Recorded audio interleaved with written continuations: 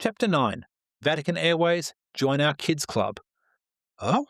The woman's hand flew to her mouth as if she'd just been told the Pope wasn't a Catholic. You want to both beds are made up? After weeks of travelling together, CJ and I had learned to laugh through misunderstandings like these, but this one felt like a fitting start to the next chapter of our trip. It wasn't the first time someone had assumed we were a couple. I was fairly sure Cruella had spent the entire tour assuring everyone we were, but it was definitely the funniest. We exchanged a look, and then, before we could stop ourselves, we lost it.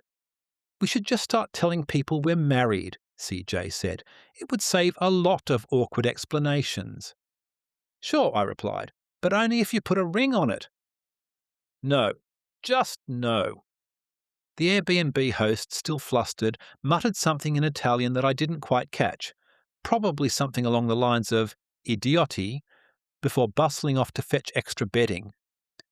She'd met us outside the old apartment block in Il Borgo, the area of Rome just outside Vatican City, and it hadn't gotten awkward until she'd made her assumption.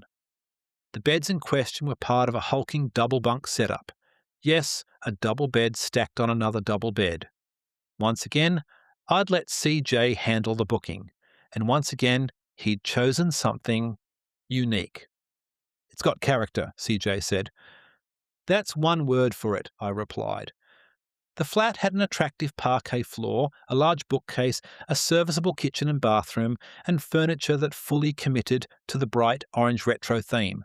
But dominating the room, like a shrine to Eros, was the bed itself, a pine colossus that seemed engineered to withstand a Vesuvius-level eruption, or something much, much worse. Affixed to the structure in large, blaring orange letters were the words love and dream, as if offering life advice to anyone daring enough to lay their head there. At this point, I'd have been happy with sleep. I'd claimed the bottom bunk because of Pappy, and it had plenty of headroom. The top bunk, though, which our Airbnb host was still wrestling with, was so close to the ceiling it felt suffocating. Worse, the ceiling was decorated with garish, oversized artwork of the sun, moon and stars. A Sistine chapel of kitsch. Her job done, the host bid farewell, still apologising for her misconception. CJ closed the door behind her, with a thud that sounded like a bank vault sealing shut. Whoa. That's the chunkiest door I've ever seen. It had to be at least 6 centimetres thick, with enough locks to make Fort Knox look vulnerable. Why do they need this much security? CJ asked. I'm not sure I want to find out. Still, we didn't have time to dwell on the mysteries of our very own fortress of solitude. Our tour of the Vatican met in 30 minutes. As a humanist, the idea of being at ground zero of Catholicism didn't move me, at least not in a religious sense. And yet, standing outside the imposing walls of the Vatican, I couldn't help but feel awe. Not for its spiritual significance, but for its sheer influence, its history, and the treasures it held within. The Vatican is more than a religious centre. It's a cultural and political powerhouse, a fortress of creativity, power, and ambition that has shaped the world for centuries. But for all its grandeur, for all the beauty it has fostered, the Vatican's legacy is shadowed by darker truths. It has safeguarded not just priceless masterpieces, but also predators within its priesthood. Its insistence on celibacy, a doctrine engineered centuries ago, created an environment where abuse thrived and victims were silenced. The same institution that nurtured Michelangelo and Raphael also nurtured systemic corruption. And yet, my awe remained, not for the institution, but for the art it has preserved, the genius it had patronised. These works, gathered through centuries of wealth and power, are a testament to humanity's relentless pursuit of beauty, even in the shadow of deeply flawed systems. Standing there, I felt a strange mix of reverence and unease. How could one place embody both humanity's highest aspirations and deepest failings? Today, I'd see 3 of Michelangelo's greatest works: the ceiling of the Sistine Chapel, the dome of St. Peter's, and the Pietà. A small consolation for missing the real statue of David in Florence. CJ, on the other hand, had other things occupying his mind. Thank Christ for skip-the-line tickets, said CJ. Look at those poor suckers. Indeed, our shortened line was moving 4 or 5 times faster than the walk-up ticket line, which snaked far out of sight. "Look at the hate in their eyes," he said to me. "It might not be hate." "Agreed. It's more like pure, undisguised jealousy. Envy is a sin, you guys." We passed through the glass doors into the modern entrance of the Vatican Museum. "Is it just me, or does this look like an airport terminal?" I said. "Welcome to Vatican Airways," CJ announced. "Why not join our kids' club?" I gleefully joined in. Fly Vatican Airways. We touch more than the clouds. Vatican Airways, where kids always fly free. Lightning bolt in 3, 2, 1. CJ glanced upward, smirking. "If we haven't been struck down by now, I think we're okay." Today's tour guide couldn't have been more different from Antonio in Pompeii. Matteo was a man in his mid-20s with the clean-cut look of a Mormon missionary. Neat haircut, white shirt and a tie. His voice crackled through the radio earpiece, high, precise and unwavering. "We're going to have a bathroom break before venturing into the museum," he said. "Please meet me here in 10 minutes." Even though the cosmic tour was over and we were starting afresh, it was good to know that some things never change. In the world of tourism, the need for a toilet stop was a universal constant. "Now, if you'll all walk this way, please," Matteo said. After the obligatory security check, we followed him up a long staircase, through some corridors, and stepped out into bright sunlight. The first thing I saw was a Michelangelo, the dome of St. Peter's Basilica. It was a view the great master never lived to see, as he died before its completion. "This is the Cortile del Belvedere," Matteo's reedy voice crackled in my ear, "a courtyard designed by Bramante for Pope Julius II in 1505.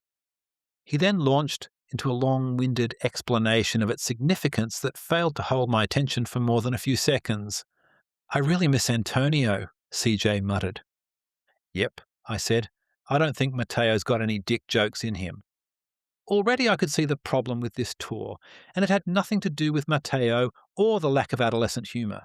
It was the sheer volume of breathtaking architecture and artwork. We'd barely begun, and I was already overwhelmed. Everywhere I turned, there was something stunning, something extraordinary, something demanding my attention. Amid this overabundance of riches, missing something significant was inevitable. After all, the so-called Musei Vaticani is actually a collection of 54 museums, an impossible feat to conquer in a 3-hour tour. But there was no point focusing on that. There was, quite literally, too much to see, and too many people to see it with. "If that guy in front of me doesn't stop elbowing me," CJ said through gritted teeth. "I think it's going to get worse before it gets better," I said. "You always know the right thing to say." Matteo led us into the octagonal court of the Pio Clementino Museum, where I turned a corner and suddenly stood face to face with one of the greatest pieces of ancient Greek sculpture ever discovered. It depicted an impossibly muscled man and 2 smaller men locked in a desperate fight to the death with a massive coiled serpent. "That's Laocoon and his sons," I said to CJ in awe. "Who and his sons?" "Laocoon's a Greek legend. He's the guy who warned the Trojans not to accept the wooden horse. Beware of Greeks bearing gifts." "Okay, so why the snake?" "Laocoon angered the gods. Some say by warning the Trojans, others say by screwing his own wife in Poseidon's temple. Either way, Poseidon and Athena were pissed off, and they sent serpents to attack Laocoon and his sons." "That's a bit harsh." "That's just how the Greek gods roll. Still, it's a pretty amazing sculpture." That's what they thought when it was dug up during the Renaissance. Michelangelo himself was summoned by the Pope to witness the unearthing. It's super famous. "Thank you, Mr. Wikipedia," CJ said. Then we stepped inside the Pio Clementino Museum, and once again I was struck by the sheer abundance of antiquity. The Apollo Belvedere, Antinous, the lover of Emperor Hadrian, the Belvedere torso, the bronze-coated statue of Hercules, the bath of Nero, not really a bath, but reputedly worth $2 billion. The treasures just kept coming. We were corralled down what was ostensibly a hallway, but was, in truth, an artwork in its own right, the Vatican Gallery of Maps. The walls were adorned with frescoed maps of Italy, every detail meticulously painted, while the high vaulted ceiling soared above us, covered in intricate, exquisite decoration. Not as convenient as Google Maps, said CJ, but pretty amazing. We moved deeper into the Vatican museums on our way to the Sistine Chapel when we arrived at the Raphael rooms, and there it was. I was blindsided by one of my all-time favourite works of art, the School of Athens. "This is in my book," I stammered. The Sistine Chapel had been my focus, but suddenly this was everything. I'd seen it in books, analysed it, admired it, but standing before it, it hit differently. The selfie I took conveys this to perfection. I'm standing open-mouthed before the painting which depicts Socrates, Plato, Aristotle, Pythagoras, Archimedes, a veritable who's who of Greek thought. Not only that, I said to CJ once I'd regained my composure, Raphael included cameos by Michelangelo, Leonardo, and even added a self-portrait. And no, there's not a Donatello in sight. "An unfortunate missed opportunity," CJ said with mock sadness. "Sorry to history nerd all over this," I said, "but Michelangelo, Leonardo, Raphael, and Donatello weren't even all alive at the same time." "Really?" "Donatello died when Da Vinci was 14, I said, fully aware I'd crossed over into know-it-all mode. "And before Michelangelo and Raphael had even been born." "I feel like you've just told me the Beatles never met each other," CJ said, shaking his head. I turned back to the painting. In that moment, nothing else existed, not even the Teenage Mutant Ninja Turtles. Matteo then gathered us together. "Now, we are about to enter the Sistine Chapel. I must remind you that photographs are forbidden, and you must only speak in a whisper." He motioned us to follow. We walked into an extremely noisy space that, to begin with, didn't look much like the Sistine Chapel I'd seen in photographs. It was the angle which had fooled me. It turns out we had entered from a door at the altar end of the chapel underneath the Last Judgment. Everywhere I looked, Vatican employees were shushing us. Not that our group needed shushing. Inside, the chapel was packed. Hundreds of people stared upward, chattering like they were in a food court. Vatican employees shushed in vain. My blood boiled. "I wish these selfish bastards would shut up," I hissed. Then I looked up. The shoving, claustrophobic crowd vanished. The obscene noise fell away. There were no more shushing guards. It was just me and Michelangelo. And it was perfect. At the exit of the Sistine Chapel, we bade farewell to Matteo, handing back our earpieces. He hadn't exactly been a barrel of laughs, but his job was very different from those of Antonio, Allegra and Aurora. The very nature of the museum meant that everyone on the tour was always looking at something different, making a cohesive commentary nearly impossible. Next stop, St. Peter's Basilica. I'd only ever seen St. Peter's Square on TV, packed with hundreds of thousands of people, cheering for the Pope or waiting for a puff of smoke. What I walked into was a very different place. There had been more people in the Sistine Chapel than there were in St. Peter's Square now. I even took a selfie from the steps of St. Peter's, and there was no one within 200 metres. It was almost eerie. Inside the basilica, however, was a different story. It was busy, but manageable. Once within, it was impossible not to look upwards. Eyes drawn to the massive marble columns and the soaring, intricately detailed vaulted ceilings. If the intention was to inspire reverence, and it most certainly was, then even this old atheist was drawn in. It was time for the 1-2 sucker punch, the Pietà. It's not like I hadn't seen Michelangelo's sublime masterpiece before. I'd pored over it in a Time Life book I'd owned since I was a kid. It was everything I expected, and more, quite apart from the ghost of Michelangelo that seemed to haunt it. Experiencing that beauty in person moved me. "Are you crying?" CJ asked incredulously. "I'm not crying. You're crying." "Clearly, Michelangelo stirs up strong emotions," CJ said, indicating the bulletproof glass, like the guy who attacked the statue of David. "It was even worse here," I said. "In the 1970s, some guy yelled, I'm Jesus Christ risen from the dead. Then attacked the Pieta with a hammer. Shit. CJ shook his head ruefully. He broke off Mary's arm, nose, and even one of her eyelids. And that, CJ said, is why we can't have nice things.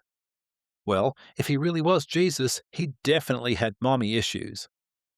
After that, we roamed around gawking at waxy-looking popes inside glass coffins, Pius X and John the 23rd, before taking in the grandeur of the chair of St. Peter and Bernini's papal altar. But it was the inside of St. Peter's dome that truly captivated me. I stood there, utterly enthralled, so much so that I didn't even think to take a photograph. By the time we walked outside, the sun was setting behind the dome of St. Peter's Basilica. Like sunset at Stonehenge or the Eiffel Tower, it was special, albeit a little subdued by the clouds. Even so, the way the sunlight filtered through them cast an ethereal glow over the square, giving the scene a, dare I say, heavenly majesty. A religious person would have left the Vatican today reinforced in their faith, but me? I came making priest jokes, and I left in awe. There was only one thing for it. Beer, I said. I thought you'd never ask. Another day, another tour. We'd planned to walk from our studio apartment near the Vatican to the Colosseum, discovering Rome on foot, but the rain had started before dawn, streaking the windows and filling the air with the smell of wet stone. The weak sunrise and continuing drizzle nixed the walking idea. CJ seemed disappointed, but I was secretly relieved. I wasn't up for a long walk this morning, even though I knew it would be the best way to see Rome. Uber it was. It didn't help that we were starting early, still groggy from last night. Beery, a craft beer pub with the obligatory polished brass and wood fittings, had lured us in after our Vatican tour, and we'd stayed longer than planned. The beers may, or may not, have been on par with the brew pub in Lucerne, but whatever they were, they went down a treat. I'd love to give you details about the hazy IPA, but I'm afraid the whole night is hazy. What I definitely remember is that we also discovered trapezzinos, a Roman street food that's basically pizza meets Hot Pocket. They came in a range of tasty meat fillings, artfully suspended on a stainless steel frame. Do you think they deliver trapezzinos? CJ asked as we climbed into the Uber. I'd need to finish digesting last night's first, I said, yawning. The tyres of the Uber hissed on the wet streets and the wipers smeared away constant drizzle as we sped towards the Colosseum. Everywhere I looked, the ground floor walls of buildings were covered in, what I now saw as traditional Roman graffiti. Walking would have been shit, I said, based on the evidence before me. Wuss, said CJ. We were to meet the tour in a back street that looked quiet, but a little dodgy. Between the buildings, the Colosseum was visible in all its moody magnificence. I need coffee, I said. Ditto. With only 15 minutes left before meeting our tour group, we finally stumbled upon an open cafe, grabbed paninis and Americanos to go, and hurried toward the rendezvous point. About 20 people were waiting outside the small tour office, with staff calling groups in one at a time to complete registration. The ones still outside were being treated to a show. Here, take this, slurred a guy in passable English. He was trying to shove a Rome guidebook into the hands of a middle-aged tourist. No thanks, the man said, placing the book on a nearby table next to a box of plastic water bottles. I'm only trying to be nice, he yelled, before hurling the book into the street. One of the male tour staff must have heard the commotion and came outside. Vaffanculo, he yelled at the drunk. See? See how he treats me? The man shouted to the crowd shaping up to the tour guy. This might get ugly. Just as I was wondering whether CJ and I should get involved, definitely a terrible idea, 2 more tour employees stepped out of the office. I'll just go and get the book, the drunk guy muttered, turning toward the street. He took one step, then slipped down a short flight of stairs onto the wet cobblestones. It looked like it could have been serious, but some people laughed, and that drove him into a frenzy. Are you laughing at me? He shouted, stumbling back up the stairs. Are you laughing at me? There was something very Travis Bickle about him. He was one bad decision away from doing something violent. I was out all night, But my friends left me. They were weak. His voice cracked out of sorrow. They were weak. One of the tour leaders tried a different approach. He picked up a water bottle and handed it to the drunk man. That was kind, he said, his mood shifting instantly. So kind, thank you. He began to stagger away, safely down the stairs this time and out into the street. He picked up the guidebook he'd thrown, which seemed to remind him of his grievance. He walked a few metres and turned. Fuck you, he screamed at no one in particular. Soon, but not soon enough, he was gone. All this rain and drama had distracted me from the reason we were here today, the Colosseum, Forum and Palatine Hill tour. This moment had been a long time coming. As a pre-pubescent history nerd, ancient Rome was one of my ever-cycling top two civilizations, Rome and Egypt, Egypt and Rome. It depended on what book I was reading at the time, and nothing captured the imagination of a boy more than the Colosseum. It was the ultimate symbol of Roman glory, gladiators fighting to the death in front of roaring crowds, the monumental scale of its architecture, and the idea of a society so different from, yet so connected to, our own. As I grew older, my fascination began to shift. The Forum Romanum took on greater significance. This wasn't just a place for grand spectacles, it was the centre of Roman life. Here the Senate convened, and later the Caesars consolidated their power. It wasn't just a collection of ruins, it was the heart of an empire, where decisions were made that shaped both the ancient and modern worlds. Now on the cusp of seeing it all in person, I felt a mix of anticipation and awe. These weren't just stones or relics. They were the foundations of history itself. Today, I'd finally get to walk the same paths as those who shaped the course of civilization. Rain and crazy drunk guys were now the furthest things from my mind. I was ready to enter the arena, but first I had to get through the red tape. Changed security arrangements at the Colosseum meant extra work for the tour companies. That was why we'd all been lined up outside when the drunk had abused us. Finally, CJ and I were assigned to a group and met our guide, Eugene. Pay attention, Eugene said. We are going to walk from here to the Colosseum, where we'll have to join the correct line and stay together. Eugene, wiry and bald, looked like he'd seen it all. His sharp-eyed stare dared you to break the rules. He wore a rain jacket over what looked like smart casual clothes, as if prepared for both a storm and an aperitif. I know it's raining, Eugene said, but you all have rain jackets, yes? We all nodded our agreement, except for one guy who adjusted his hoodie instead. Good, let's go. The Colosseum came into full view. It was just as grand and imposing as I'd imagined. History loomed ahead of us. We joined a line, but the gates hadn't opened yet, so we had to wait. Pay attention, Eugene said again. It seemed to be his catchphrase. The Colosseum was commissioned by Emperor Vespasian in 70 AD and was completed 10 years later. As you can see, it is big, the largest ancient amphitheatre ever built. It looked bigger in Gladiator, Hoodie Guy said. Eugene had an answer ready. The filmmakers made that choice on purpose. We're used to massive stadiums today, so they wanted the Colosseum to feel as impressive to us as it would have to the Romans. Call it artistic license. How come half of it is missing? Asked Hoodie Guy, pulling his hood tighter as the rain picked up. What can I say? Eugene swept his hand toward the ruins.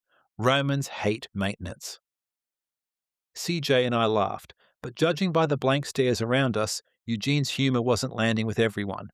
Seriously, Eugene went on, the Colosseum was damaged by earthquakes in the 9th and 13th centuries. Large sections of it collapsed. Who's been to St. Peter's Basilica? Most of us raised our hands. Well, some of the stone from the Colosseum was reused there, and lots of other places too. In medieval times, they used it like a quarry. What's it made out of? Someone asked. It's built of concrete and travertine, Eugene said. Concrete? CJ sounded surprised. Yes, the Romans didn't even invent it, Eugene said. They were just the first to use it on such a grand scale. The line began to move. Pay attention, Eugene barked. I must now talk to the Colosseum staff. Please stay together and keep moving. I'll be back soon. Eugene might give Antonio a run for his money, CJ said. He's certainly a snappier dresser, I replied. That's a very low bar. We followed Eugene through one of the many arches and into the Colosseum. A strange sense of familiarity washed over me, a kind of déjà vu. There's this idea in physics, I said to CJ as we walked. Time isn't linear. Every moment, past or future, is still out there, stacked together like pages in a book. And? Maybe we're brushing past the ghosts of people going to watch gladiators hack each other to pieces. Pay attention, Eugene interrupted. We're heading to the arena floor. Please follow. Eugene led us out of the dim corridors and onto the arena floor. I looked up at the towering remains of the seating area, imagining it packed with tens of thousands of Romans cheering wildly. I pictured the sand beneath my feet, the raucous crowd baying for blood, and the Imma Cavia, where the emperor, senate, and Vestal virgins once sat. The feeling was different from Stonehenge or Pompeii. The Colosseum felt vivid, alive, maybe because I'd watched Gladiator right before the trip. Somehow, the CGI version from the movie had fused with the real thing in my mind. I stood there taking it all in.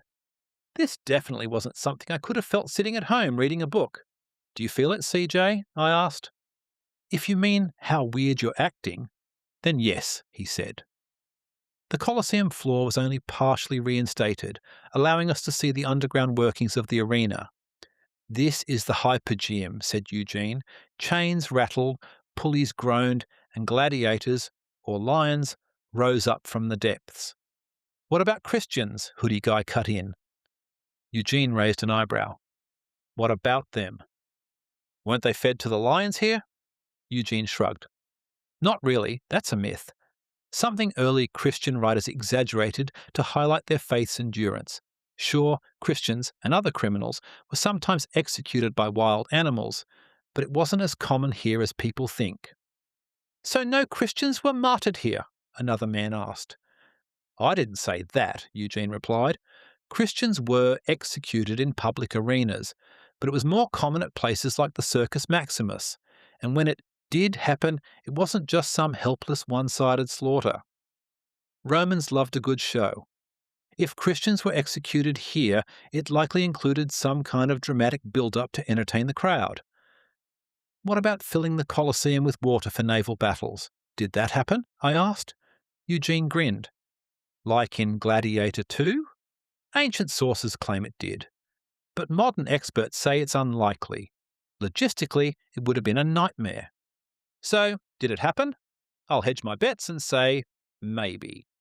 After over an hour viewing the Colosseum from almost every conceivable angle and discovering incredible amounts of ancient Roman graffiti gouged into the bricks of the building, Eugene led us out of the Colosseum towards the Forum. Once we're in the Forum, the tour's over. But you can explore as long as you like, he said.